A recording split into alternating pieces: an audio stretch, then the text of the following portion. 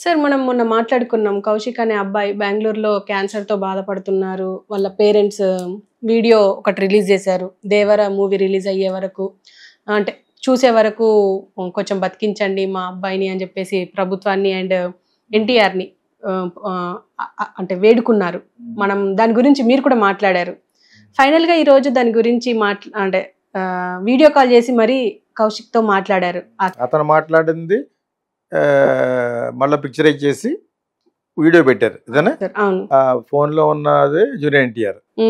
అది నీ నవ్వు బాగుంది, నువ్వు అప్పటి వరకు బతుకుతావు, నవ్వు లేదు గివ్వు లేదు, ముందు వరదలకి ఇచ్చేది మానేసాడికి ఇస్తే ఆడి వరకు బతుకుతాడు, నీ నవ్వు బాగుంది అని అమ్మాయిని అంటారు. సహజంగా అమ్మాయిలు అబ్బాయిని అడుగుతారు, అంటారు నేను నవ్వు బాగుంది అందుకే పడిపోయాను అంటూ ఉంటారు అనమాట. ఇక్కడ అలా కాదు, కానీ you give him the full treatment. ఇది వరదలకి ఇస్తే మా సముద్రంలో కలిసిపోద్ది, సీఎం ఇందా చెప్పాం కదా, సీఎం ఫండ్లో కలిసిపోద్ది. Don't give to film people. యాక్చువల్గా పవన్ కళ్యాణ్ ఇచ్చాడంటే ఈజ్ ఇన్ టు పాలిటిక్స్, అప్పుడు is into government, is a part of government, part of main person the government. కాబట్టి అతనికి పర్లేదు, ఎక్కడ చేరాలో ఎలా చేరాలో చేయిస్తాడో బహుశా. ఓకే, జగన్ ఎందుకు ఇస్తాడో ఎవడు. అదేవిధంగా జూనియర్ ఎన్టీఆర్ అతనికి అతనే కాదు, డబ్బులు ఉన్న నేను చెప్తున్నావు, నువ్వు ఇస్తున్నావు అంటే నా దగ్గర డబ్బులు ఉంటే ఇస్తాను.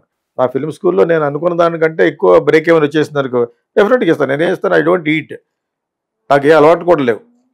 సో అంచేత వాళ్ళు ఎవరో అనేసినప్పుడు నేనే నేస్తున్నాను. నాకు మన స్తోమతకి ఎంత ఇవ్వగలమో 5 లక్షలు 10 లక్షలు నేను ఇస్తాను, కానీ వాళ్ళకి కోట్లు ఇవ్వగలరు. అటువంటి ట్రీట్మెంట్ చేయాలంటే 70-80 లక్షలు కూడా అవుతుంది. నిజంగా అతను అన్నట్టు సినిమా రిలీజ్ అయి నేను చూసే వరకు బతికించమంటే కనీసం 70-80 లక్షలు అవుతుంది. ఇంకా డెఫినెట్గా కూడా పర్మనెంట్ క్యూర్ చేయొచ్చు, సొనాలి బెండ్రీ లాగా అంటే ఇంకా ఎక్కువ చేయొచ్చు. అలా చేయడంలో పోయింది ఏం లేదు. ప్రొడ్యూసర్ చేయొచ్చు, డైరెక్టర్ చేయొచ్చు. మీరు తీసుకున్నారు కదా 15 కోట్లు 20 కోట్లను, ఇంకా you can do it. Plus ఏమో ఇటువంటి చల్లని మాటలు మాట్లాడడం కూడా కరెక్టే. మోర్ దెన్ ఎ మెడిసిన్ ఏంటి, ఎక్కువగా అతనికి కావాల్సిన ఒక పెద్ద హీరో తన అభిమానితోటి ఇలా మాట్లాడడం అనేది కూడా అతనికి చాలా ఇమ్మెన్స్ హ్యాపీనెస్ ఇస్తుంది. ఇప్పుడు ఇదే వీడియో వైరల్ అవుతూ ఉంటుంది, అతను 10 చూసుకుంటూ ఉంటాడు. ఆ అబ్బాయి హాస్పిటల్ కదా, చూసుకుంటున్నప్పుడు will feel very happiness will cure, like music cures disease. అలాగా మంచి మ్యూజిక్, అతనికి అభిమానమైన నటుడు జూనియర్ ఎన్టీఆర్ సినిమాలు చూపిస్తూ చాలా కాలం ఆనందంగా ఉంటే డిసీజ్ విల్ గో అవే, కొంత సబ్సైడ్ అవుతుంది. And at the same time ప్రాక్టికల్గా కూడా జూనియర్ ఎన్టీఆర్, కొరటాల శివ, ప్రొడ్యూసర్ వీళ్ళంతా కలిసి దే షుడ్ హెల్ప్ హిమ్. చాలా మంచి మానవ సేవ మాధవ సేవలాగా they will get a very good name and పుణ్యం ఆల్సో. పుణ్యం పురుషార్థం తగ్గాలంటే ఇటువంటి డెఫినెట్గా చేయాలి. ఒక పేషెంట్ని బతికించారంటే అందులో మీరు అర్ధంతరంగా ఎంటర్ అవుతున్న వాళ్ళు కాబట్టి, అభిమానంతో ఒక అమ్మాయిని అడిగాడు కాబట్టి, అతన్ని మీ సినిమా అంటే మీ సినిమా అయిపోయిన తర్వాత కూడా ఇంకో 4-5 సంవత్సరాలు బతికేటట్టుగా కూడా మీరు కాపాడగలిగితే it will be very, that is my హృదయంలో అని చెప్తాను యాక్చువల్గా. అది చాలా చాలా మైలేజ్ ఇస్తుంది మీకు, ప్లస్ మీ కుటుంబాలకు కూడా మంచి జరుగుద్ది. యాక్చువల్గా ఇందాక ఎక్కడో ఒక చిన్న వీడియో చూశాను అనమాట, మనిషి ఎలా బ్రతకాలో దాని గురించి.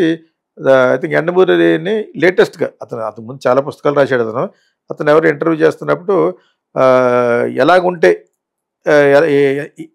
ఏం జరగదో అనేది మనం ఊహించడం కష్టం కాబట్టి ఊహించుకొని బిహేవ్ చేయాలంటాడు అట. ఎవరికో అలా జరిగిందనమాట. ఇక రేపేదో నేను ఎంత పెద్దవాడిని అయిపోతాను ఈ ప్రాజెక్ట్ తర్వాత అనుకున్నవాడు వెళ్తూ యాక్సిడెంట్లో ఏదో జరుగుద్ది. సో అంచేది ఇటువంటి జరగకూడదంటే ఇటువంటి పుణ్యాలు చేయాలి, హృదయంలో చేయాలి. అలాగే అంతకుముందు పాత నటులు చేసేవారు కాదు, అవసరమైతే జోలు పట్టుకుని అడుకుడు తినేవారు. దివిసేమ వచ్చినప్పుడు తప్పితే ఒక్కడో ఎక్కువ డబ్బులు ఇవ్వడం నేను ఎప్పుడు చూడలేదు. అది లేటెస్ట్గా పెద్ద రెమ్యూనరేషన్ తీసుకుంటారు, పెద్దవాళ్ళు ఇస్తున్నారు అంతే కదా. మరి కోవిడ్ వచ్చినప్పుడు రామోజీరావు గారు 20 కోట్లు ఇచ్చాడు, అలాగే మిగతా వాళ్ళు స్టార్స్ కూడా ఇచ్చారు. సోను సూద్ అన్న నాన్ గవర్నమెంట్ ఆర్గనైజేషన్ పెట్టి దాని ద్వారా హెల్ప్ చేశాడు, ఏదో విధంగా హెల్ప్ చేశాడు. అది ఆ హెల్ప్లో అనేది ప్యూరిటీ ఉందా లేదా అని ఎవడో అడిగితే సాధారణంగా నాన్ గవర్నమెంట్ ఆర్గనైజేషన్ దాంట్లో ఎవడే ప్యూర్ కాదు, వాళ్ళకి సెపరేట్ అకౌంట్ ఉంటుంది. చేత నాన్ గవర్నమెంటల్ ఆర్గనైజేషన్లో అకౌంట్స్ చెకింగ్ ఉంటుంది, ఆడిటింగ్ ఉంటుంది. అయినా కూడా వాళ్ళదే కదా. ప్రతి పెద్ద ఇండస్ట్రీస్కి కార్పొరేట్ సోషల్ రెస్పాన్సిబిలిటీ అని అంటారు, CSR. ప్రతి పెద్ద ఇండస్ట్రీస్ ఒక 10% పక్కన పెట్టాలి, దాన్ని ఆ నాన్ గవర్నమెంటల్ ఆర్గనైజేషన్ ద్వారా ఖర్చు పెడతారు, వాళ్ళదే వాళ్ళ. ఇది ఉంది మన ఎయిర్పోర్ట్స్ మెయింటైన్ చేసి వాళ్ళు ఉన్నారు, వాళ్ళకి ఒక సెపరేట్గా ఇది ఉంటుంది అనమాట. అర్థమైంది మీకు. సో అదేవిధంగా రామలింగరాజు వాళ్ళ ఫాదర్కి బైర్రాజు ఫౌండేషన్ అని, వాటిలో ద్వారా వీళ్ళు ప్రజలు ఖర్చు పెడతా ఉంటారు అనమాట. ఆ ఖర్చు పెట్టేది కూడా 10% ఖర్చు పెడతారు అంటారు, మిగతా 90% మళ్ళీ వాళ్ళే తీసుకుంటారు అనమాట. అర్థమైంది మీకు. సో ఆ విధంగా ఈ పెద్ద పెద్ద నటులు కూడా ఆల్మోస్ట్ లైక్ ఒక సంస్థ లెక్క. ఒక్కొక్కడు 30 లక్షలు, విజయ్ లాంటి 100 కోట్లు తీసుకుంటాడంటే ఇట్స్ బిగ్ కంపెనీ కింద లెక్క.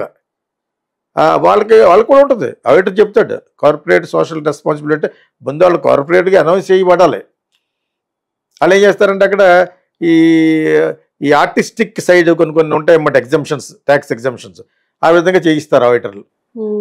100 కోట్లు తీసుకుంటే ఎంత కట్టాలి? యాక్చువల్గా అయితే 40 కోట్లు కట్టేయాలి గవర్నమెంట్కి. 30 crores, 30 + 10% స్లాబ్, 40% కట్టాలి.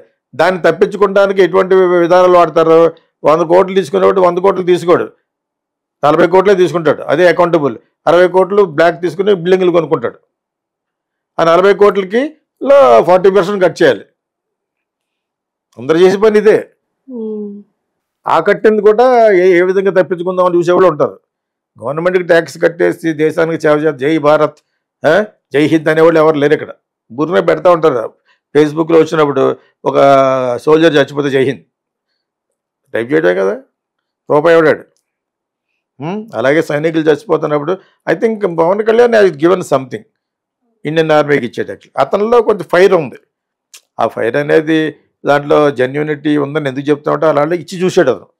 ఇచ్చాడు. అటువంటి పేర్లే 10 సంవత్సరాలు వర్కౌట్ అయ్యి ఇది ఫేక్ కాదు అని నిజమని తెలిసిన తర్వాత వాడు ఎక్కువ సీట్లు గెలిచాడు కదా. ఫ్యానిజం ఎప్పటి నుంచో ఉంది. అంచేత కొంత కాదు, చాలా వరకు నిబద్ధత ఉండాలి, చాలా వరకు దాన్ని ఏమంటారు, నిజాయితీ ఉండాలి ఇటువంటి విషయాల్లో. జనరాసిటీ ఇక సేవా దృక్పథం ఉన్నవాడు మటుకు వాళ్ళందరికీ మంచి జరుగుతుంది, వాళ్ళ ఫ్యామిలీకి మంచి జరగదు. నువ్వు ఇలా సంపాదించుకుంటూ వెళ్ళిపోతావు. ఏదో ఆడెవడో కన్నడ వాడు లోపలికి వెళ్ళిపోయా చేసి అని అదుపు పనులు చేస్తూ బయటికి మంచి పనులు చేసినట్టు సినిమాలు చూపిస్తే, ఒకప్పుడు ఎంజీఆర్ సినిమాలో అన్నీ హెల్ప్ చేసినట్టే ఉండేది. దాన్నే ఎన్టీ రామారావు ఫాలో అయ్యాడు. బయట వచ్చి ఒక్కొక్క అమ్మాయిని ఉంచుకున్నాడు అంటే 5 సంవత్సరాలు వేరే సినిమా చేయకూడదు. Latha, Manjula, Jayalalitha, no movies 5 years and 5 years ఉండాలి. ఓకేనా. సినిమాల్లో మట్టుకు ముసలోళ్ళకి అన్నం పెడుతున్నట్టు, వాళ్ళు చేస్తున్నట్టు, అమ్మాయిలు బట్టి ఎక్కడ పడితే అక్కడ పట్టించుకుంటూ ఉండేవాడు ఎంజీఆర్. అంటే అందుకు జనాలు కూడా బాగా చూసేవారు సినిమాలు. అతని సినిమాలో పాత పాటలు చూసినా కూడా చాలా సెక్సీగా ఉంటాయి ఎంజీఆర్. దాన్ని చూసే మరి ఎన్టీ రామారావు గారితో కూడా ఆరేసుకోబోయి పారేసుకున్న ఎప్పుడు మొదలుపెట్టి రాఘవేంద్ర డైరెక్టర్ అయిన తర్వాత పెట్టాడు ఆయన. చూశారు, ఏం ఇలా చేస్తే పర్లేదా అని ఉంటాడు ఆయన. రామారావు గారు ఏం పర్లేదు సార్ మీరు చేస్తే చూస్తారంటే చేసాడు ఆయన. అదేందా. లేకపోతే యాక్చువల్గా ఆయన అంత ఇండీసెంట్గా నటించవలసిన అవసరం లేదు, చేయడు కూడా. ఈయన ఫోర్స్ వల్ల చేశాడు. సో అందులోనే అక్కడక్కడ అన్నీ ఎందుకు మాట్లాడుతానంటే జనాలకి జనరల్గా తెలియదు. ఇప్పుడు నా వీడియోలో ఎంతప్పటికి దే షుడ్ ఎంజాయ్ ఫిలిం. అన్నిట్లోనూ పాలిటిక్స్ ఏం ఆడతాం, అన్నిట్లోనూ సినిమాని ఎందుకు కలపాలంటే మనం ఏదో విధంగా అంతర్లీనంగా సినిమాతో ముడిపడిపోయింది మన జీవితాలు. అక్కడ ఎంజీఆర్ గురించి, ఇక్కడ ఎన్టీఆర్ గురించి. రిక్షా ఓటు కూడా పేపర్ ఎప్పుడు చదవడం మొదలుపెట్టాడు ఆంధ్రప్రదేశ్లో? ఎన్టీ రామారావు పాలిటిక్స్కి వెళ్ళిన తర్వాత. దీనికంటే 40 సంవత్సరాల ముందే ఎంజీఆర్ అక్కడికి వెళ్ళాడు కాబట్టి వాళ్ళకి పొలిటికల్ అవేర్నెస్ ఎక్కువ. వాళ్ళు అప్పటి నుంచి పేపర్ చదువుతున్నారు. దినతంది, దినమల్లర్ ఎందుకు చదువుతున్నారు? ఒక యాక్టర్ వచ్చి పాలిటిక్స్లో ఉన్నాడు కాబట్టి ఆ యాక్టర్ ఆయనకు కావాల్సినాడు. తలైవర్, ఎంజీఆర్. ఇప్పుడు లేటెస్ట్గా ఎవరు హీరోయిన్? మంజుల. ముందు ఎవరు? లత. ఇంకోటి ఎవరు? జయలలిత. అంచేత వాళ్ళందరికీ దే ఆర్ కన్విన్స్డ్. సో ఆయన అన్ని మంచి పనులు చేస్తాడు. స్క్రిప్ట్ అంతా ఆయనకి చదవాలి, సీన్ బై సీన్. ప్రజలకు సేవ చేస్తున్నట్టే ఉండాలి. అందుకనే డిఎంకేని కరుణానిధిని ఓడించారు. ఇద్దరు ఫ్రెండ్స్. ఈయన మాటల్లో కథ రాస్తే ఆయన actor. They are the best friends. తర్వాత పార్టీల్లో సిద్ధాంతాలు మార్చుకుని సెపరేట్ పార్టీ పెట్టేశాడు ఎంజీఆర్. అదేందా same thing with NT Ramarao. NT Ramarao గారు పాలిటిక్స్లో వచ్చారు కాబట్టే రిక్షా ఓటు కానీ అందరూ పేపర్ చదవడం మొదలుపెట్టారు. అందుకని పేపర్ నాలెడ్జ్ ఏమీ లేదు. ఎవడు పన్నాడు గొడవ, పాలిటిక్స్ ఇంత బాగా తెలియడానికి కారణం ఎన్టీ రామారావు. అందరూ ఎన్టీ రామారావు అని ఉంటారు కదా. ఇప్పుడు the same thing Pawan Kalyan వచ్చేటప్పుడు కొంచెం డైల్యూట్ ఎందుకైందంటే ఎంత సో దాన్ని మనం we have to take it as a positive note అనమాట. ఓకేనా? Okay, thank you.